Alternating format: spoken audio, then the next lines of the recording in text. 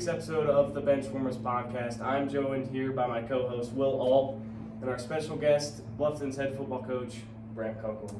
You know, it's an honor and a privilege to be on Benchwarmers. What episode are we on?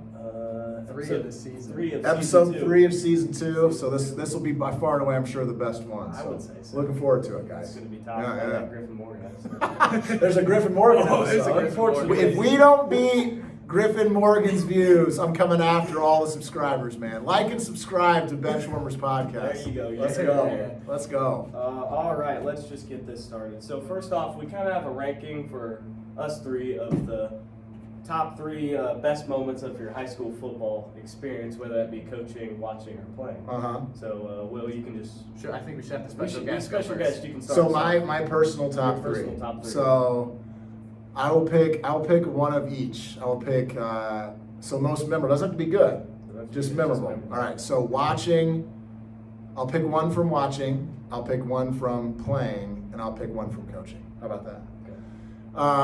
From playing, my sophomore year at Norwell, we went to state. Now, I didn't get to play a snap in the state game, but I did letter that year. And getting to go, like, the semi-state, we played Mishawaka-Marion up in Mishawaka. And I think we won, like, 18-19 was the final score. It was snowing out, and, like, our students, like, rushed the field. And just, like, that joy in the locker room when that was over. And then just get the whole, like, state experience was incredible. So getting to run out of that tunnel in front of thousands of people. It was the RCA Dome, so it wasn't Lucas Oil, right? So yeah, that was kind of a personal memory I'll never forget. I'll go to watching next. You know, I went to Purdue and got to see a lot of kind of bad football when I was at Purdue. Purdue was not very good at the time. Well, it was between Drew Brees and then, but this is a bad memory. Ohio State came in. They were ranked number 2 in the country. And Purdue was winning 9-3, okay, in the fourth quarter. Nice. Okay, 4th down, and Craig Krenzel, the Ohio State quarterback, drops back, hit Malcolm Jenkins in the back corner of the end zone on 4th and like 8. I've never heard 65,000 people get that quiet all at once. So except for the Ohio State fans that were there, but that was, I mean, they went on to win the national championship that year. But I was in the stadium for that. And then coaching, it's hard to top, getting over the hump and winning a sectional title 3 years ago against Eastbrook here at Bluffton. So that's probably that's the easy pick there. But that one or the 63-62 Jay County regular season game is a game I'll never forget. In regular, right, not overtime, it was, we had 125 points in 48 minutes. So pretty crazy game. I've never heard of that. Oh yeah, yeah, that was. Oh my goodness. That would have been it was 2018, so it was my second year. Everett Johnson rushed for like 293 yards, and 5 touchdowns. Coach Millspaw was the Jay County coach. We threw a pick 6. I think that was the only defensive stop in the entire game until we stopped the 2-point conversion to win 63-62. That's unbelievable. Yeah. So there you go.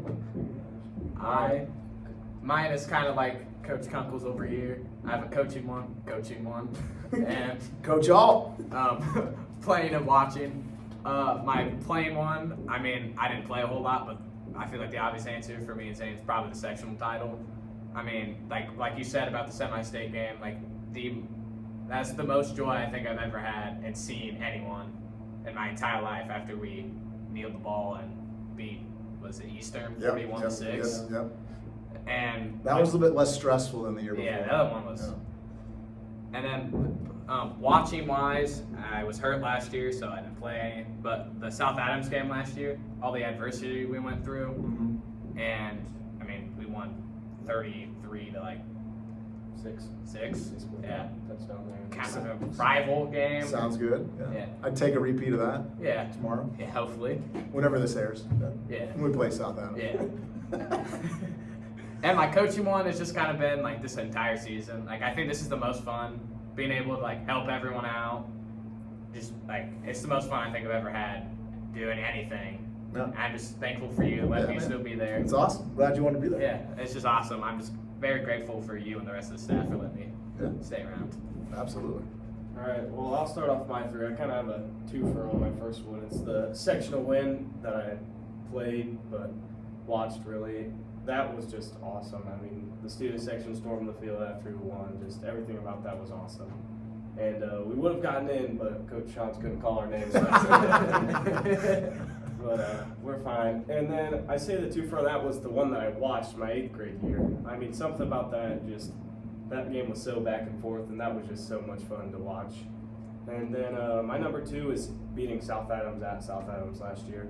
I mean, I was still fresh into starting, but that was like the first big game we had all season, and to just come out there and playing ball was really awesome. And then I put on my 3 my first varsity start against Blackhawk Christian, which thankful it was Blackhawk Christian and not Shenandoah. Yeah, a little different story, man. Yeah. I mean, I don't know, getting thrown into center like 2 months before, I was kind of nervous going out there, but then once you realize it's not as bad as like you think, it was definitely like the most fun I've probably had playing football up to that moment. Absolutely. Good answers. Now we're going to focus a little bit on you now. Okay. We have our 2 minutes left in the game, 4th quarter. What is the series of plays that you would run? Well, I mean, how are we? What are we down? We're down 7. We're down 7. Touchdown. And where are we getting the ball? Let's just say they kicked it out of the end zone for a touchback. So we're on the 20. We got to go 80 yards. Make it down 6. That way, you know. Down 6. Yeah. You're not going for 2. How many? Not going for 2 there. So if we're down, okay, yeah, we can go for 2. Yeah. So we're down 7. How many timeouts I got? You got 2. Got 2 timeouts. Well, 2 timeouts with our team this year, I feel like we don't have to necessarily come out and start chucking the ball, right? I think that in that situation, the defense is going to be, they just don't want to get beat over the top, right? So you're going to be playing kind of a prevent coverage, or they're going to be laid back. So maybe we have the advantage in the box. They're going to have 2 high safeties. We can use Cooper, Kamel, Axton with their legs. Just start trying to get a couple first downs. Save your timeouts for when the clock gets going and we have to be able to save some time. So I think start with a run and then kind of see what happens on first down. We rip off 8 yards, okay.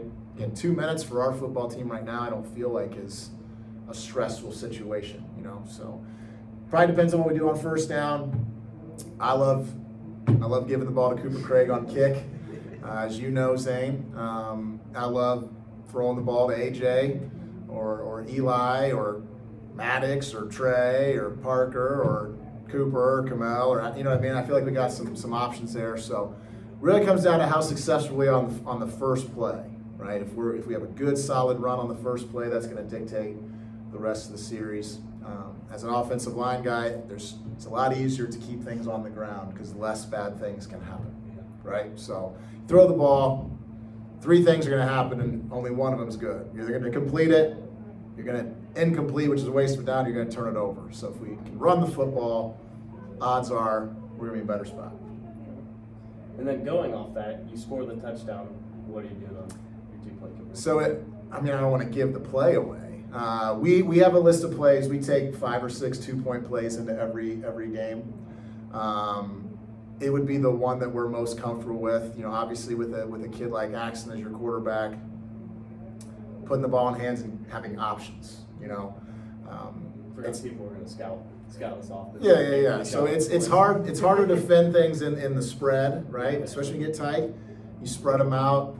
We were able to do that against Manchester last week. We're on empty formation on the 2-yard line, but that's the look they gave us. So you have a kid quarterback like Axton, put the ball in his hands, give him a run, give him a pass option, and kind of go from there. And I like our chances of getting 2 yards in any situation. But we always have. I know the one right now that is my favorite, but we won't say that one right now. So Well, I have a play. Okay, please. Me and Will have thought that you would like to see. Center eligible? Center eligible. Uh-huh. This is our boot right. Uh-huh. Our center boot right. Yeah. You report the center eligible. Right, but snap the ball. he's covered here. He's covered here. Uh-huh. But he's gonna let that guy go like a screen. Uh-huh. Then the A-back's gonna fill there. Then he's gonna roll out here.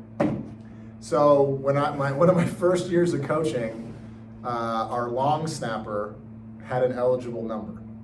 Okay, so he's like number 42, and snaps the ball. Punter gets pressure.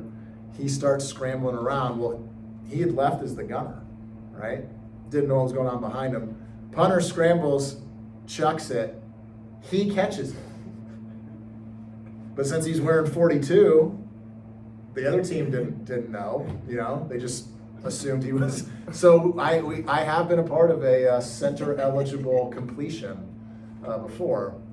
It should have been a penalty, but you know, we'll see if we can slip. I think if big number 71 catches a 2-point conversion, though, people are probably going to notice that. Yeah. Maybe.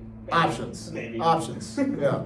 All right, and our next thing is the questions for Coach. I think out of all the topics that we sat down and made this week, this was the one I was most proud of. The questions that we thought of were definitely good here, so these are going to be interesting. All right, let's hit it. Our first question: if you could coach, or if you could have one all-time coach on your staff, who would it be? Probably my favorite football coach, and I love the fact that he is with Barstool Sports now. If you guys are Barstool Sports fans, but John Gruden, man, if we could get John Gruden up here to Bluff. So I know Coach Gruden's probably going to be watching this. Coach Gruden, we would love to have you come to Bluffton High School and be an honorary coach with us for a night. But if we could get Coach Gruden on our staff, like how awesome that would possibly be. So I'll throw Coach Gruden in there because again, like I'm sure he's probably a Benchwarmer subscriber. So we'll see if we can get him on there. We'll make sure we clip this. Yeah, send it to him. Yeah, absolutely. All right, if you got the chance to call one play for an NFL team, what play are you calling? What team am I coaching? You know what I mean? Because huh? That's your pick. That's your pick. Man. I mean, wouldn't it be fun to dial up some kind of pass play for like Jamar Chase, who was my first pick on my fantasy team? We did talk fantasy a little bit. I did get Jamar Chase with the first overall pick. It'd be fun to give him the ball. You know, but the real answer, guys, as you know, it's a screen pass to number 82 on the Miami Dolphins, Dwayne Eskridge. So anything, you know, if Coach McDaniel wants my opinions for this coming Sunday, we'll dial up some kind of pass to get 82 the ball in space because I think he's pretty electric. So don't give him too much stuff. I can't have the Colts lose. No touchdown. No touchdown. He can receive for 200 yards. All right. Doesn't get in the if he gets 200 and no TDs, I guess we'll take that. All right. Your favorite game that you've ever coached in? So we mentioned the sectional, so let's take that off. We talked about the 63-62 game, which is just a wild game. So let's even take that off because we talked about it. You know, the weird thing is like games like Shenandoah this year. I feel calmer in those moments than I do when we're playing Manchester and we're up 38-6 before we scored to run the clock. I feel more anxious at those moments than I do. But man, that Eastbrook game, you know, the sectional game, like just the back and forth and how our guys stayed calm was great. The South Adams game the next year, and even last year when we kind of overcame some stuff last year, that was a really fun game to be a part of. I'll never forget my first game as a head coach. We played Northfield, and like this is something, you know, and I know Will, you're like this too. Like this is something you want to do. You want to be a coach, right? Well, I knew I'd wanted to be a coach since I was 16, 17 years old. It's like that first game. Like I was the head coach of my first game, and we ended up losing the game. But I guess that was just a feeling that I had always wanted, and then I finally got it. I was like, oh man, kind of freaked out a little bit when I finally got it. But so yeah, let's go with any number of those. Yeah. Our next question, your favorite Bluffton rivalry game? I get up, you guys probably know this, I probably get a little more intense for this week than any other. I think South Adams for us has been a team that's been a measuring stick since I got the job. You know, Coach Mosier does a great job over with them, and they've kind of been on the rise, you know, since he's been there, and really in my 9 years of doing this. They've kind of been one of those teams I feel like we need to measure ourselves against. Grant, Coach Mosier's a friend of mine, so it's kind of adds some fun elements to the rivalry too, you know. And I know I've told you guys, I think this is a game, it's a very important game for us because it starts we had 6 straight conference games. It starts the conference slate. So if you can get out to a good start in your conference play by beating a good program like South Adams, I think it adds a little bit of juice to it. So I would say South Adams right now would be the team that I point to in terms of rivalry. And you know, I'd like it to be AC, but man, we got to beat them. We got to beat them before it's a rivalry. You know what I mean? It's kind of one-sided right now. So let's stick with South Adams. You know, Southern Wells, obviously the county rivalry. We want to make that a thing.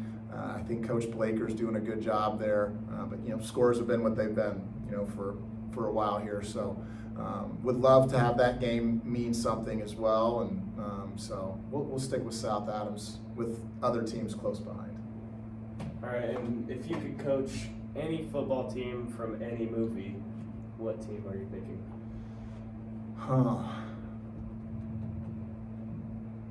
So I mean, I need some movie options. Like, you know, I love Remember the Titans. Yeah. You know, that would be a great pick. They ended up winning a state title that year. I could have screwed it up though. You never know. I could have screwed that up. Would it be fun to coach, you know, the Water Boy? What are the Mud Dogs? Mud Dogs. Be kind of fun to coach the Mud Dogs. We'll stick with Remember the Titans. Do I get Denzel or the other guy? Are they on my staff? Yeah. I get to keep them both. I would want to keep Denzel around for sure. Coach Boone. I'd like to keep Coach Boone around. But yeah, so let's Remember the Titans. Great movie. Can't go wrong with that. So I'll pick them. Before we go on, I have a personal question. Uh-huh. Well, I was just thought of this right now. If you could, let's say there's another first-year head coach, football coach. Yeah. From all your years of coaching, what is one advice you could give to them? What would it be? So I actually told this to Coach Taylor at our game this past Friday. So Coach Taylor, you know, being his first year on staff with us. And it was right after we scored. I think it was Cooper's touchdown, or it was after the field goal in the first quarter. And I said, hey man, like turn around and look up. Because I don't know if you guys noticed it, but there was not an empty seat in our bleachers. And it wasn't always like that. So when you get the opportunity to be the head coach, whatever that is, make sure you take time to enjoy like little things like that. Like one of the best pieces of advice I got in our first sectional championship game my second year was to turn around and look up. Because you're so focused on, you know, everything out there, but you kind of forget about how cool it is when an entire community kind of comes out to support you. So take some time to look up and appreciate, because it's what you've always wanted to do. Our last one, definitely I'm most looking forward to this one the right most here. fun. Let me make my 5. All right, so me and Will sat down and put, what was it, 20? Yeah, 20. Okay. 20 random all-time Bluffton football players. These are just football, okay, so that helps. And you coached all on a random coached wheel. all. You've Okay. coached all of them. Uh-huh. On a random wheel. We spun it. We got the first 5, Okay. and we want you to rank them blindly, so you're not going to know who comes next. Right. 1 through 5. It'd be real easy if like Dwayne was first. He's not on the list. Okay. Didn't want to make it too easy. All right. Your number 1. We put a couple players from each year. We tried to try. Yeah, I So gotcha. your first players from this year, it would be Griffin Morgan. Okay. Man. He already ranked himself. He ranked himself. Did he know the other 4? After I told him the Okay, list, and he okay. ranked him. So- He ranked himself. Okay. He probably he probably is the best linebacker that I've had the privilege of coaching. And we've had some good ones. He's probably the best pure linebacker. But man, this blind thing's tough. 3. 3? All right. Your next guy is now one of your assistant coaches, Ben Ramsey. Okay. If we're ranking on what they mean to the program and all those kinds of things, then Ben Ramsey is a top 1 or 2 player all time. If we're looking purely at talent on the field, I say we do that. Pure talent. okay, I'm looking at talent on the field. That's how we base it. Okay, Purely off their football career. Sure. And it goes without saying, like, I love all these people. Yeah, it's not like no one's. It's not a personal jab. Half the people on this list probably aren't even going to watch this video. No, we're all going to like and subscribe. I would not put Ben over Griffin. Let's go.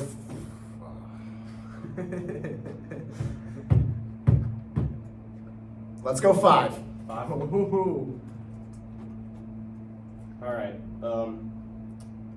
Your number 3 is one of the greatest press conferences I've ever watched in my entire life.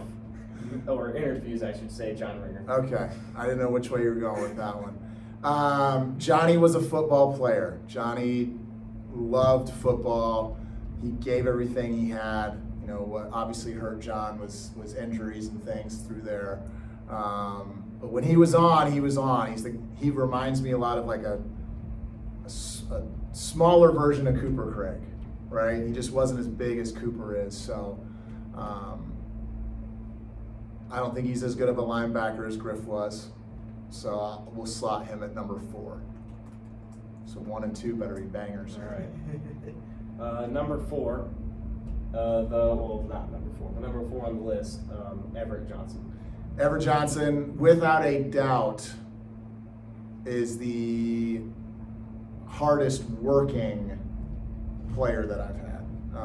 And I've had some really hard, like all the guys on the list so far have been hardworking kids. But Everett would show up and run hundreds on the practice field before practice. Like he'd show up at like 4 or 5 in the morning, get out there and get conditioning in. You could make the argument he had maybe the greatest athletic year in Bluffton sports history. Okay, his senior year he rushed for 2,100 yards and led us to our first winning season since 2003 and first sectional championship game since 2004. Goes on to the basketball court, they win a sectional. Goes to the baseball diamond, they win a sectional. That's a pretty phenomenal senior year. And he was a dog, man. Like I said, that Jay County game, I think he had 37 carries for 295 and like 4 or 5 touchdowns. Probably filled the whole half of his helmet. We didn't get any defensive awards that week though, boys. I think I'm going to put him 1.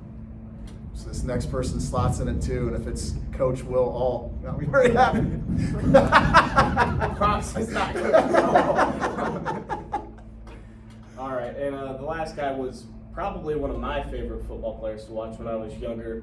Just coming to the games, watch this guy throw it out. He's a quarterback. Watch him throw the ball just was awesome. Hayden Earn. Yeah, Hayden Earn, best statistical quarterback in the program's history. You know, won a lot of games here. You know, just really developed as a player, and Coach Rick Metler was a big reason for that. You know, he could spin the ball, man. He was, and what really helped him as he progressed, even between junior and senior year, was just his legs. You know, he didn't really want to run the ball really too much his junior year. Got thrown in there a couple times as a sophomore even, and but was very polished by the time he was done. And like I said, that's a big credit to Coach Metler in helping with his development. But yeah, he was a heck of a talent, man. He could make every throw. he did a lot of good things in terms of elevating everybody else. He had to coach the running back on every play, which way to go. So he was one of those kids who knew every position on the field and did a really great job, especially his senior year. Wish we could have gotten by Eastside in the sectional his senior year. That was kind of when Eastside was really kind of trickling up. Probably the worst loss of my career is Hayden's junior year. We lost to Fairfield, first round of playoffs, and just I was not very good that night. That's one of those losses that still sits with me. So, but yeah, heck of a player. I think I did all right. Would you change anything, knowing the list now? Probably Ben and Johnny get flipped because Ben had a more complete career, I think, than John Ringer did. So maybe I flip those two, but I think the top three is probably where I would have ranked if you give it to me blind, actually. So maybe flip John and Ben. So no hard feelings, Ben. But yeah, that's a good list. All right. Who are some other guys we had on there? We had Dwayne, obviously. We had Axton was on there because of this year. Sure. Draven's on there. Draven, yeah. Johnny Cruz. Johnny Cruz is probably the best overall lineman that I've coached because he could do it offensively and defensively. But if Johnny's one, then Levi Boots, which would be Jake's brother, is like 1B. You take everything we love about Jake and then you add 70 pounds. Okay, that was Levi. I can't imagine being a defensive end watching him come right through your face because he was a dude for sure. Cody Middlestead, very talented back that we've had. Yeah, we've had a good run of players here. So yeah. Who was the guy you threw on there? Oh, Adam Bumgardner. Oh, Bummy. Bummy was on that first year team. Great, better teammate maybe than the top. Love Bummy though. He was one. You saw him make a really good catch. Yeah, you had one crazy catch when the first game I ever went to, so that's how I remember him. Brandon Lockwood, my first year, Brandon Lockwood came 11 yards short of breaking the single season rushing record. So he had a great senior year as well. Yeah, I tend to remember the offensive guys more than the defensive guys. I don't know why that is, So kind of partial to those offensive guys a little bit. Yeah. Well, we thank you for this was fun. Joining us on. Give me an NFL winner or an NFL preview. Give me your Super Bowl. What's your Super Bowl preview? Or is that coming out in a later episode? That'll probably be next week. That'll be next week. Okay, all right. You want to go after when you join us?